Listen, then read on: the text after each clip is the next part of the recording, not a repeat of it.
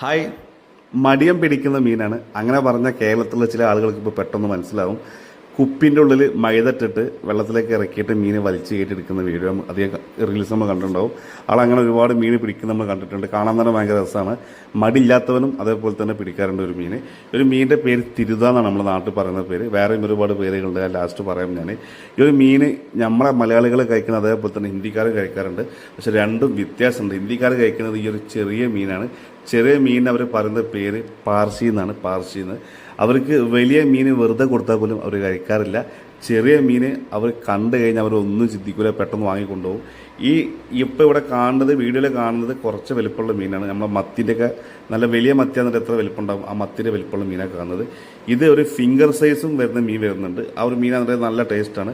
അവരത് കണ്ടു കഴിഞ്ഞാൽ അവർക്ക് ഭയങ്കര ഹാപ്പി, അവരത് വേഗം വാങ്ങിക്കൊണ്ടുപോകും.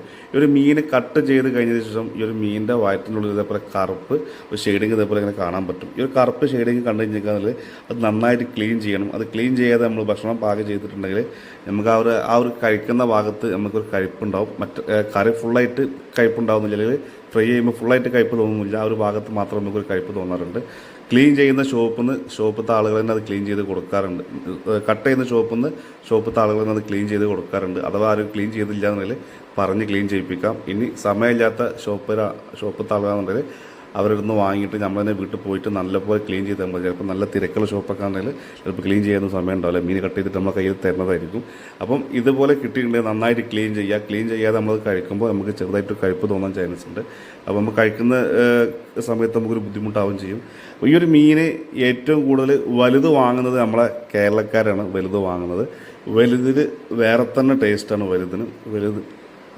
വലിയ മീനിന് നമ്മൾ ഹോട്ടലിലേക്ക് പോകുമ്പോൾ നമുക്കിത് കഷ്ണം മുറിച്ചിട്ടൊക്കെ കിട്ടാറുണ്ട്. മീനിൻ്റെ പേര് ചോദിക്കുമ്പോൾ ഹോട്ടലിൽ നിന്ന് പറയുന്ന പേര് മാലാൻ എന്ന് പറയാറുണ്ട്. മാലാൻ, ഞങ്ങളുടെ നാട്ടിൽ പറയുന്ന പേര് മാലാൻ എന്നാണ്. വേറെയും ഈ ഒരു മീൻ ഒരുപാട് പേരുകൾ പറയുന്നുണ്ട്. ഞാൻ ഒന്നുകൂടെ പറയാം. ഈ ഒരു മീൻ നമ്മളെ ഇന്ത്യ വിട്ട് കഴിഞ്ഞിട്ടുണ്ടെങ്കിൽ യൂറോപ്യൻ കൺട്രിയിൽ ഈ ഒരു മീൻ നന്നായിട്ട് ഫാമിങ് ചെയ്യുന്നുണ്ട്. അതായത് കിൻഡൽ കണക്കിന് ഈ ഒരു മീൻ ഫാമിങ് ചെയ്യുന്നുണ്ട്. ഫാമിങ് ചെയ്യുന്നത് ഈ ഒരു മീൻ എടുക്കാൻ വേണ്ടിയിട്ടല്ല, മീനിൻ്റെ മുട്ട എടുക്കാൻ വേണ്ടിയിട്ടാണ്. ഈ ഒരു മീനിൻ്റെ മുട്ട ഭയങ്കര രസമാണ് കാണാൻ. നല്ല ഗോൾഡൻ കളറാണ് ഈ ഒരു മീനിൻ്റെ മുട്ട. ആ ഒരു മുട്ട എടുക്കാൻ വേണ്ടിയിട്ട് മാത്രം ഈ ഒരു മീൻ ഫാമിങ് ചെയ്യുന്നുണ്ട്. മുട്ട എടുത്തിട്ട് അത് ഉണക്കിയിട്ട്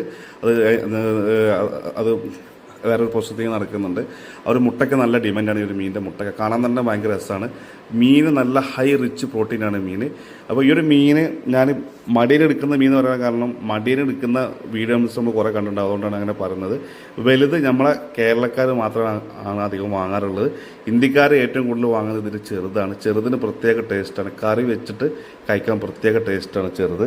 ഈ ഒരു മീനിന് മറ്റുള്ള പേര് പറയുന്നത് കണമ്പ്, മുള്ളറ്റ്, മടുവ, മാലാൻ, പാർശി, അങ്ങനെ ഒരുപാട് പേര് ഈ മീനിന് പറയാറുണ്ട്. മീനിന് ഏറ്റവും ടേസ്റ്റായിട്ട് തോന്നുന്നത് ചെറുത് തന്നെയാണ്. ചെറുത് കിട്ടിയാൽ വാങ്ങിയിട്ട് നോക്കണം. വലുതിന് ടേസ്റ്റ് ഇല്ല എന്നല്ല, നമുക്ക് ഓരോരുത്തർക്കും ഓരോ ടേസ്റ്റ് അല്ല.